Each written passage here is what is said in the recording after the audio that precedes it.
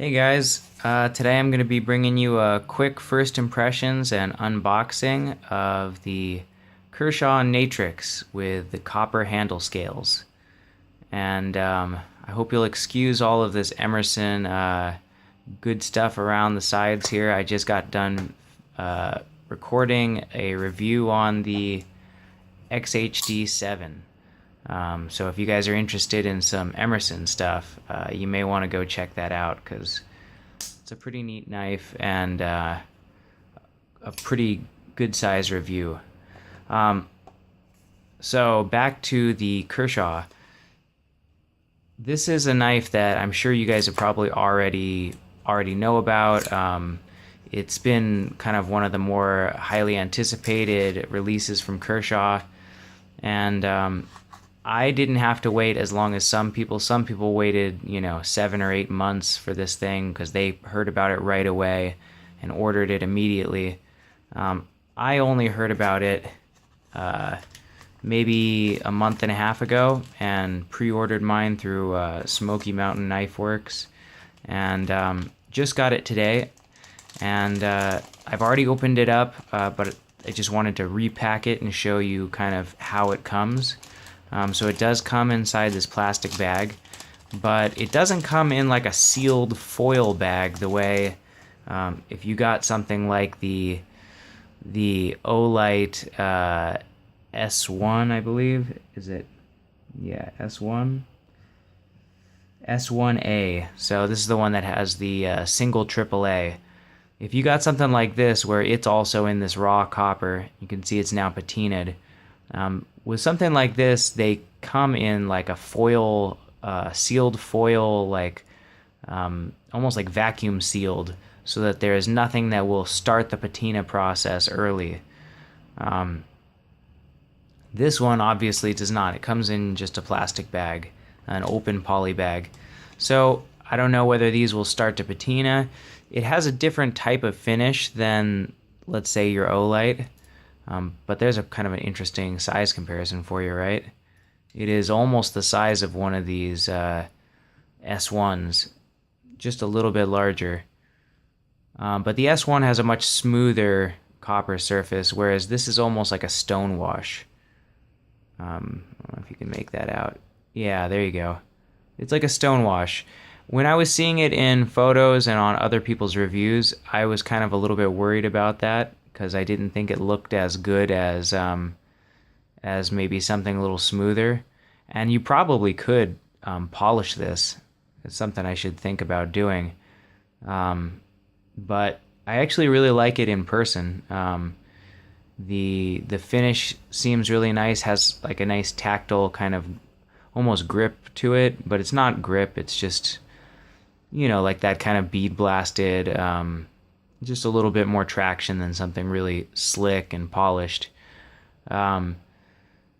The action on it is pretty good, very snappy. I will say when I first got it open and the first time I hit that flipper, I tried to push button it and it was just painful because you can see that tab there is pretty aggressive. The jimping on it, and then just sort of the triangular kind of point of it is a little bit rough on the finger. If you're pulling back, it becomes a lot easier.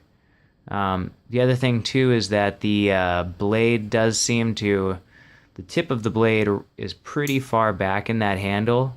And so the first time I fired it, I caught a little chunk on my hand on the way through. See how it can kind of scratch you passing through? Let's see. If you got too much of your hand over it, I now know to stay back a little bit, and it's absolutely fine. It's really nice in hand. The size and shape of it is just like, is pretty perfect. I feel really positive about the grip that I have on it. And it's nice and thin, so I feel like it's gonna carry really well. The blade is a really nice, attractive design. Same design as the other Natrix that they released, I don't know, in the prior years, but this is a slightly smaller 2.9-inch blade. So that's also another reason why I wanted it, was because it's not speed safe assisted.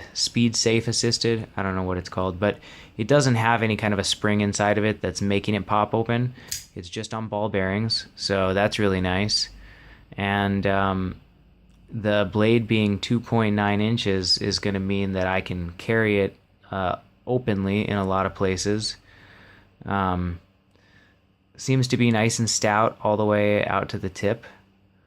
A little bit difficult to disengage just because you're really only hitting this one, this edge. Let's see. You're just kind of pushing on that edge. There's no kind of like chamfer or something to kind of provide more surface area so that you're pushing on something a little nicer. It's either that or my fingers are just brutalized after pushing on that sharpened lock bar here. Hardened. This hardened steel insert that is the lock bar is like look at the scratches on my fingernail from that. This thing will cut you up. So my thumb's a little raw already from that XHD. So this thing is kind of not helping a lot. It's not bad. It is nowhere near as bad as the XHD. But it is a little bit, it's kind of a tight space that you're getting your thumb into. But yeah, not bad. Did I mention that this thing's only $60? Like 55 or 60 bucks, which is pretty great. I don't know what this is. Is this G10? No, that's plastic. So yeah, a little molded plastic back spacer. That really significantly makes it look cheaper. You can't see right. Yeah, I don't know if you can see, but there's a kind of a cast line, a seam line down the back of that's kind of obvious.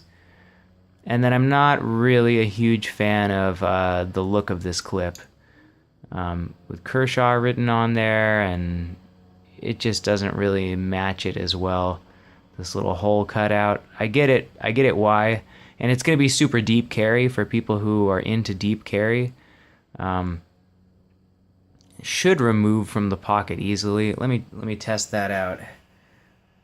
Let's see. Yeah, it slides in and out of the pocket nicely, and rides real deep. So, yeah, should be a fun one to play with. Let's do a little paper test, and you can get the sense of it. Come on, paper. All right, here we go.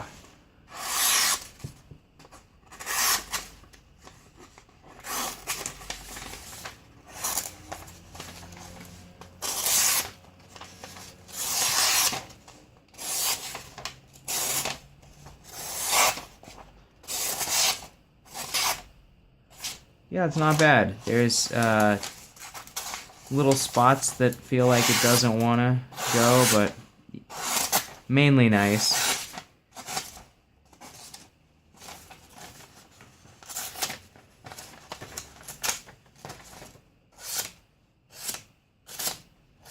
Yeah, there's a few rough spots, but overall quite usable. Let's give it the cardboard test, right?